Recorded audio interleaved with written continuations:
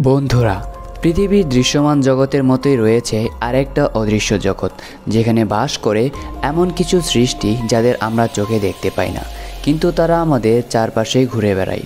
কোরআন হাদিসে যাদের নাম এসেছে অসংখ্যবার, তারা হলো জিন। আর সেই জিনদের মধ্যে সবচেয়ে রহস্যময়, সবচেয়ে ভয়ঙ্কর এবং সবচেয়ে চতুর হলো ইবলিশ। আজকের এই ভিডিওতে আমরা ডুব দেব সেই ইবলিশের জগতে, জানব সে আসলে কে, কোথা থেকে এসেছে, কেন সে মানুষের অজানা শত্রু, আর কিভাবে সে আমাদের প্রতিদিন ধোঁকা দেয়, আমাদের ঈমানকে দুর্বল করে দেয়। তাহলে প্রস্তুত হয়ে বসে পড়ুন, কারণ আমরা ডুব দিতে চলেছি ইসলামের এক গভীর রহস্যে। আসলে ইবলিশ কোনো ফেরেশতা ছিল না, বরং সে ছিল জিনদের মধ্যে একজন। কোরআনে আল্লাহ স্পষ্ট বলেছেন সে তো ছিল জিনদের মধ্যে একজন। জিনদের সৃষ্টি করা হয়েছিল আলাউল সুমুম নামক আগুনের শিখা থেকে। ইবলিশ ছিল তাদের মধ্যে সবচেয়ে জ্ঞানী, সবচেয়ে ধার্মিক। একসময় সে এত বেশি ইবাদত করত যে আল্লাহ তাকে ফেরেশতাদের মাঝে স্থান দিয়েছিলেন। ভাবতে পারেন, আগুনের তৈরি এক সৃষ্টিকে ফেরেশতাদের স্তরে উন্নীত করা হয়েছিল তার ইবাদতের কারণে। কিন্তু এখানেই লুকিয়েছিল তার অহংকার, কারণ ফেরেশতারা তো আল্লাহর নূর থেকে সৃষ্টি, আর জিনদের সৃষ্টি আগুন থেকে। নিজের ভেতর সে সবসময় মনে করত আমি আলাদা, আমি শক্তিশালী। এবং আদম আলাইহিসসালামকে যখন আল্লাহ সৃষ্টি করলেন, তখন তিনি সব ফেরেশতাদের হুকুম দিলেন আদমকে সিজদা করতে। সবাই সিজদা করলো, শুধু ইবলিশ ছাড়া। কেন? ইবলিশ বলল, আমি তার চেয়ে উত্তম। তুমি আমাকে আগুন থেকে সৃষ্টি করেছো, আর তাকে সৃষ্টি করেছো মাটি থেকে। আমি তাকে কোনো রকমের সিজদা করতে পারবো না। এই অহংকারই তার পতনের কারণ হয়ে দাঁড়ালো। আল্লাহ তাকে অবাধ্য ঘোষণা করলেন, জান্নাত থেকে বহিষ্কার করলেন, আর অভিশপ্ত করলেন কিয়ামত পর্যন্ত। কিন্তু ইবলিশ তখনও হাল ছাড়ল না। সে আল্লাহর কাছে সময় চাইল, আমাকে কিয়ামত পর্যন্ত অবকাশ দাও। আল্লাহ তাকে অবকাশ দিলেন।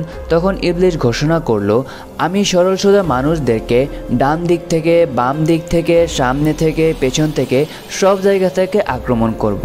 আমি তাদের অধিকাংশকেই অকৃতজ্ঞ বানাবো। এইভাবেই শুরু হলো মানুষের সাথে ইবলিশের চিরন্তর যুদ্ধ। অনেকে ভাবে ইবলিশ শুধু একা, কিন্তু আসলে তার রয়েছে বিশাল এক সাম্রাজ্য। লক্ষ কোটি শয়তান তার অধীনে কাজ করে। তারা মানুষের মধ্যে কুমন্ত্রণা দেয়, খারাপ কাজে প্রলুব্ধ করে, ঈমান থেকে দূরে সরায়। হাদিসে এসেছে প্রতিদিন ইবলিশ তার সিংহাসনে বসে সৈন্যদের পাঠায়। দিনের শেষে তারা ফিরে এসে রিপোর্ট দিতে। কেউ বলবে আমি অমুককে মিথ্যে বলিয়েছি, কেউ বলবে আমি অমুককে গীবত করিয়েছি, কেউ বলবে আমি অমুককে নামাজ বাদ দিতে বাধ্য করেছি। কিন্তু ইবলিশ সন্তুষ্ট হয় না। যতক্ষণ না কেউ বলে আমি স্বামী স্ত্রীর মধ্যে ঝগড়া লাগিয়েছি, তখন ইবলিশ খুশি হয়ে বলে তুই আমার সেরা। কারণ সে জানে পরিবার ভেঙে গেলে সমাজ ভেঙে পড়ে, আর সমাজ ভেঙে পড়লে মানুষ সহজে পথ হারায় এবং ভুল পথে পা দেয়। তাই যে সকল ভাই বোনেরা আমার এই ভিডিওটি দেখছেন, তাদের কাছে আমার কাইন্ডলি রিকোয়েস্ট, ইবলিশের প্ররোচনায় পড়ে কখনোই নিজের সংসার নষ্ট করবেন না। তবে যাই হোক, ইবলিশ আমাদের সরাসরি আক্রমণ করে না, বরং সে ধীরে ধীরে কাজ করে। ওয়াসওয়াসা দেয়, মানে খারাপ চিন্তা ঢুকিয়ে দেয়, প্রলোভন দেখায়, সামান্য আনন্দ বা লাভ দেখে বড় গুনাহে ফেলে, সময়ক্ষেপণও করায়, বলে আরে নামাজ পড়ে পড়বা, এখন নিজের ব্যক্তিগত কাজগুলো করে নাও। হতাশা সৃষ্টি করে, মনে করে দেয় তুমি কখনো ভালো মুসলিম হতে পারবে না। সন্দেহ ঢুকিয়ে দেয়, আল্লাহর রহমত, কোরআন, এমনকি নিজের ঈমান নিয়েও মানুষকে সন্দেহ ফেলে। এভাবে সে ধীরে ধীরে একজন মানুষকে আল্লাহ থেকে দূরে সরিয়ে দেয়। কিছু আলেমগণ বলেছেন ইবলিসের সিংহাসন সমুদ্রের উপরে থাকে। সেখানে প্রতিদিন অসংখ্য শয়তান তার নির্দেশ নেয়। কোরআনে শয়তানি বাহিনীর কথাও এসেছে। এরা হলো সেই সৈন্য যারা মানুষের মনে অন্ধকার ঢুকিয়ে দেয়। মজার ব্যাপার হলো ইবলিশ সরাসরি আমাদের সামনে আসে না, সে সবসময় আড়ালে থাকে।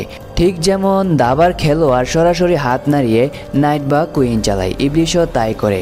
সে তার সৈন্যদের দিয়ে আমাদের আক্রমণ করায়। এমনকি কোরআনের বিভিন্ন সূরায় ইবলিসের নাম এসেছে, যেখান থেকে আপনারা ইবলিশ সম্পর্কে জেনে নিতে পারবেন।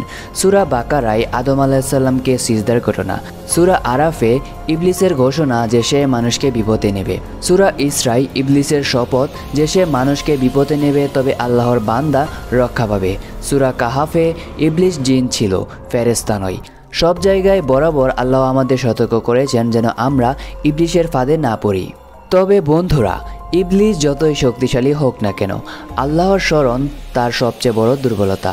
বিসমিল্লাহ, যে কোনো কাজের শুরুতেই বিসমিল্লাহ পড়লে শয়তান দূরে সরে যায়।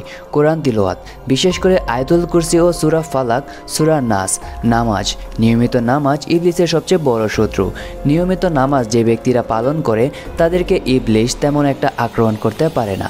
আল্লাহর উপর ভরসা, শয়তান সবসময় দুর্বল হয় যদি মানুষ দৃঢ়ভাবে আল্লাহর উপর ভরসা করে। তো বন্ধুরা, ইবলিসের গল্প শুধু একটা পুরনো কাহিনী নয়, এটা আমাদের প্রতিদিনের বাস্তবতা। আমরা যখন মিথ্যা বলি, অন্যায় করি, নামাজ ফেলে দিই, তখন ইবলিস হাসে। আর যখন আমরা আল্লাহকে স্মরণ করি, কোরআন পড়িয়ে সৎ পথে থাকি, তখন সে কাঁপতে থাকে। আজকের ঘটনা এখানেই শেষ, কিন্তু মনে রেখো, এই যুদ্ধ এখনও শেষ হয়নি। ইবলিস অপেক্ষা করছে তোমার প্রতিটা ভুলের জন্য। প্রশ্ন হলো, তুমি কি ফাঁদে পড়বে, নাকি তার বিরুদ্ধে দাঁড়াবে এবং আল্লাহর পথে হাঁটবে? আশা করছি আমরা সবাই ইবলিসের এই জাল থেকে পেরিয়ে আল্লাহর রাস্তায় ফিরে আসতে পারবো। তো আজকের ভিডিও এ পর্যন্তই। দেখা হচ্ছে এর পরের ভিডিওতে, যেখানে আমরা ইফরিত জিনকে নিয়ে আলোচনা করব। সে পর্যন্ত সবাই ভালো থাকবেন, সুস্থ থাকবেন। আল্লাহ হাফেজ।